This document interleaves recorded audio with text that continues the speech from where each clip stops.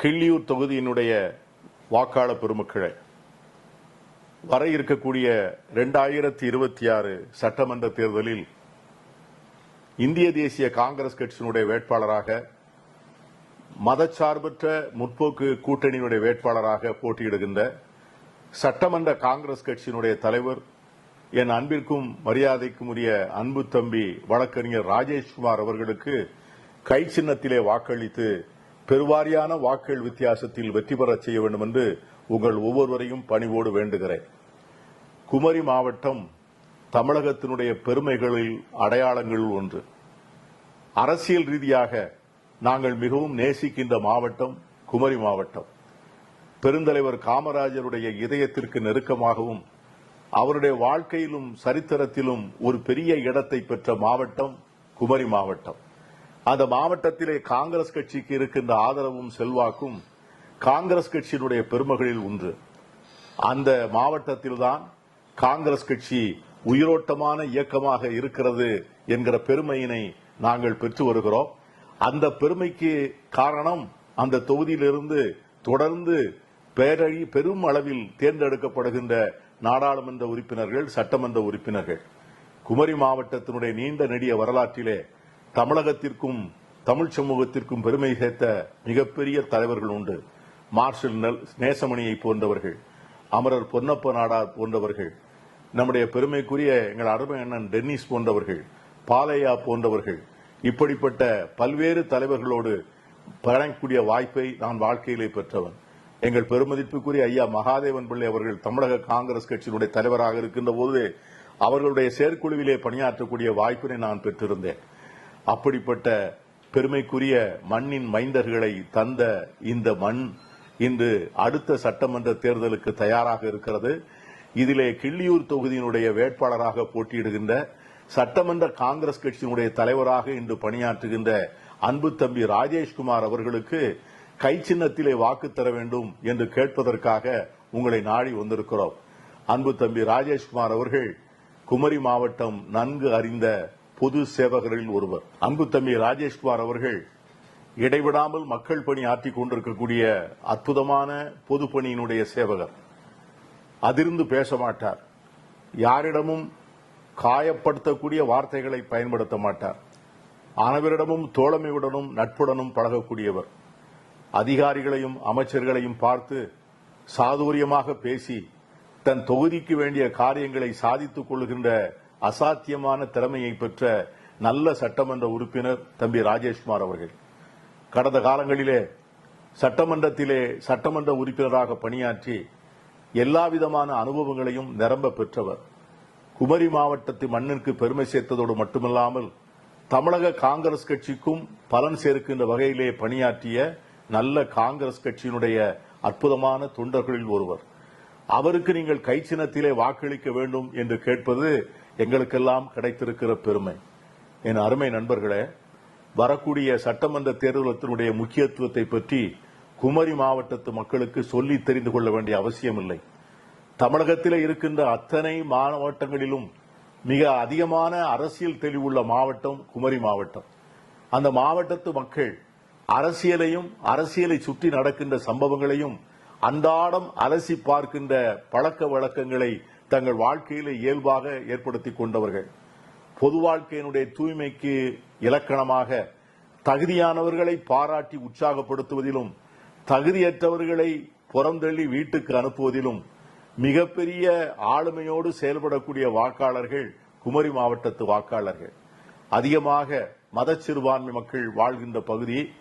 ஆகவே அந்த பகுதியை ஒரு சமூக கலவர பூமியாக ஆக்க வேண்டும் என்கிற முயற்சியை பாஜக என்கிற அரசியல் கட்சி கடந்த காலத்திலே எடுத்தபோது அதையெல்லாம் தடுத்து நிறுத்துவதற்கான முயற்சிகளை மேற்கொண்ட மிகப்பெரிய வரலாறு குமரி மாவட்டத்து மக்களுக்கு உண்டு.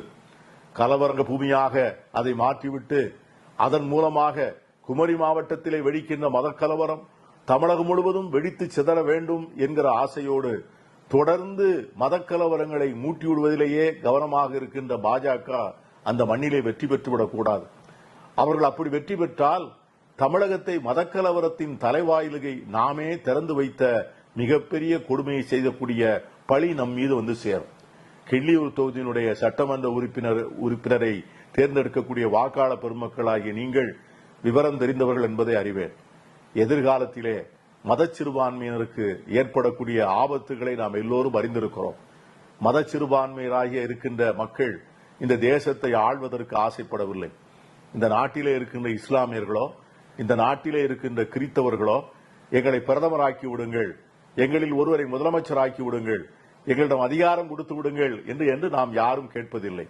நாம் கேட்பதெல்லாம் இந்த நாட்டிலே எங்களை மாண்புடனும் மரியாதையுடனும் எல்லா விதமான கண்ணியத்துடனும் குடிமக்களாக வாழ்வதற்கு அனுமதியுங்கள் என்றுதான் கேட்கிறோம்.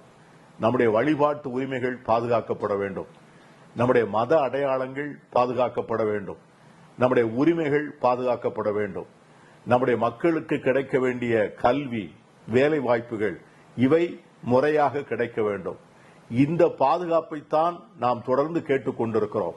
இந்த பாதுகாப்பை நமக்கு தரக்கூடிய ஒரே ஆட்சி திராவிட முன்னேற்ற கழகத்தின் தலைமையிலே அமைகின்ற ஆட்சியாகத்தான் இருக்க முடியும். அதற்காகத்தான் காங்கிரஸ் கட்சி திராவிட முன்னேற்ற கழகத்தின் தலைமையை அதனுடைய தலைவர் ஸ்டாலின் அவர்கள் தொடர வேண்டும் என்கிற விருப்பத்திலும் அதன் காரணமாகத்தான் அந்த முயற்சியிலே திராவிட முன்னேற்ற கழகத்தோடு தொடர்ந்து உடன் இருக்கிறது. எதிர்காலத்திலே மத சிறுபான்மையினருக்கு இருக்கின்ற அச்சுறுத்தலை நாம் எல்லோரும் அறிவோம். நம்முடைய தொண்டு நிறுவனங்கள், கிறிஸ்தவ சமுதாயத்தினுடைய தொண்டு நிறுவனங்களுக்கு இருக்கின்ற நெருக்கடிகள், நம்முடைய FCRA என்று சொல்லக்கூடிய வெளிநாடுகளிலிருந்து இந்த தொண்டு நிறுவனங்களுக்கு வரக்கூடிய உதவிகளை எல்லாம் நிறுத்தி அந்த தொண்டு நிறுவனங்களையே தமிழகத்தில் இல்லாமல் செய்வதற்கான முயற்சிகளை இன்று மத்திய பாஜக அரசு மேற்கொண்டு வருகிறது.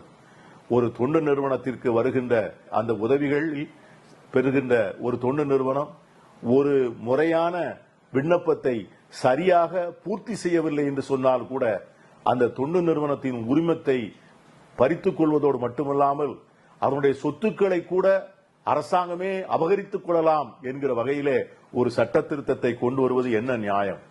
நாம் ஏற்படுத்தி இருக்கின்ற தொண்டு நிறுவனங்கள் எத்தனை நூற்றாண்டு காலமாக இந்த மண்ணின் மக்களுக்கு சேவை செய்கிறது. எத்தனை மருத்துவமனைகள், எத்தனை அனாதை நிலையங்கள், எத்தனை தொழுநோய் நிறுவனங்கள், எத்தனை அபலை நிலையங்கள், எத்தனை கல்வி நிலையங்கள். வழிகற்று இருக்கின்ற மக்களுக்கெல்லாம் விழி கொடுத்த பெருமை இந்த கிறிஸ்தவ மிஷனரிகளுக்கு உண்டு. அந்த கிறிஸ்தவ மிஷனரிகள் உண்டாக்கிய தொண்டு நிறுவனங்களை நம்மிடமிருந்து பிடுங்குவதற்கான முயற்சியைத்தான் இன்று பாஜக அரசு செய்து கொண்டிருக்கிறது.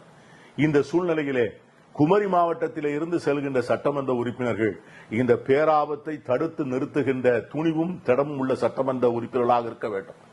அந்த ஆபத்துகளை தடுத்து நிறுத்துவதிலே இன்று தமிழகத்திலே இருக்கின்ற ஒரே கட்சியாக திராவிட முன்னேற்ற கழகம் தன்னை அடையாளப்படுத்திக் கொண்டிருக்கிறது. இந்த களத்திலே இருக்கிற திரு முதலமைச்சராக ஆசைப்படுகின்ற எடப்பாடி பழனிசாமி அவர்களுக்கு இந்த FCRA சட்டம் என்ன என்பதை பற்றி கூட அவருக்கு தெரியுமா என்கிற கேள்வியை நான் கேட்க ஆசைப்படுகிறேன். இதனால் நம்முடைய நிறுவனங்களுக்கு ஏற்படக்கூடிய பாதிப்பை அவர் அறிவாரா என்று நான் கேட்க ஆசைப்படுகிறேன். களத்திலே இன்னும் 2 பேர் முதலமைச்சராக ஆசைப்படுகிறார்கள். அவர்களுக்கெல்லாம் இதை பற்றி என்ன புரிதல் இருக்கிறது? இதை தடுத்து நிறுத்துவதற்கான அரசியல் திண்மையும் அதற்கான அரசியல் புரிதலும் அவர்களுக்கு இருக்கிறதா? கடந்த காலங்களிலே நமக்கு நெருக்கடி வந்த நேரங்களிலெல்லாம் நம்மோடு நின்ற பெருமை தமிழகத்தினுடைய முதலமைச்சர் தளபதி ஸ்டாலின் அவர்களுக்கு உண்டு. ஒரு வாக்குச்சீட்டுக்காக மட்டுமே தன்னை நமக்கு நண்பராக காட்டிக் கொண்டவர் அல்ல அவர். கொள்கையால், சித்தாந்தத்தால் சமூகத்தில் விளிம்பு நிலையில், ஒதுக்கப்பட்ட நிலையில் குரலற்றவர்களாக இருக்கின்ற மக்களோடு தன்னை அடையாளப்படுத்திக் கொள்வதை தன்னுடைய கொள்கை சித்தாந்தமாக வரித்துக் கொண்டவர் நம்முடைய முதலமைச்சர் ஸ்டாலின் அவர்கள். அதனால்தான் காங்கிரஸ் கட்சி இந்த அவரோடு இருக்கிறது. இந்த அகில இந்திய அளவிலே நமக்காக குரல் கொடுக்கின்ற தலைவர் ராகுல் காந்தி அவர்கள் அரசியல் ஆதாயங்களை பற்றி கவலைப்படாமல் சிறுபான்மை மக்களுடைய நல்வாழ்வுக்காக, சமூகத்திலே நலிந்தவர்களுடைய நல்வாழ்வுக்காக எவ்வளவு அழுத்தமாக குரல் கொடுக்கிறாரோ அந்த குரலை ஒத்த குரலாக இருப்பது திராவிட முன்னேற்ற கழக தலைவர் ஸ்டாலின் அவர்களுடைய குரல். இன்றைக்கு இந்த குரல் சட்டமன்றத்திலே ஒலிக்க வேண்டும் என்று சொன்னால் கிள்ளியூர் தொகுதி மக்கள் அருமைக்குரிய தம்பி ராஜேஷ்குமார் அவர்களை சட்டமன்றத்திற்கு அனுப்ப வேண்டும். அவர் ஒரு நாளும் சோர்ந்தவராக, பொது வாழ்க்கையிலிருந்து ஒதுங்கினவராக அல்ல. 24 மணி நேரமும் துடிப்போடு செயல்படக்கூடியவர். 24 மணி நேரமும் மக்கள் பணிக்காக தன்னை காணிக்கையாக்கி கொண்டிருந்து அற்புதமாக உழைத்துக் கொண்டிருக்கக்கூடிய அருமையான இளைஞர். அவரை ஆதரிக்க வேண்டும். அவருக்கு கை சின்னத்திலே வாக்களிக்க வேண்டும். அவருக்கு கை சின்னத்திலே வாக்களிப்பதன் மூலம் நாளை அமைய இருக்கின்ற அரசிலே கிள்ளியூர் தொகுதி மக்களுடைய பங்கையும் பங்களிப்பையும் நாம் நிறைவேற்ற வேண்டும். நாளை மலர இருக்கின்ற ஆட்சியிலே ஒரு அற்புதமான பங்கை ஆற்றுகின்ற கிள்ளியூர் சட்டமன்ற தொகுதி பெருமக்களுக்கு வாய்ப்பு தருகின்ற வகையிலே அருமைக்குரிய தம்பி ராஜேஷ்குமார் அவர்களுக்கு கை சின்னத்திலே வாக்கு தர வேண்டும் என்று உங்கள் ஒவ்வொருவரையும் அன்புடனும் பணிவுடனும் கேட்டு விடைபெறுகிறேன். நன்றி. வாக்களிப்பீர் கை சின்னம்.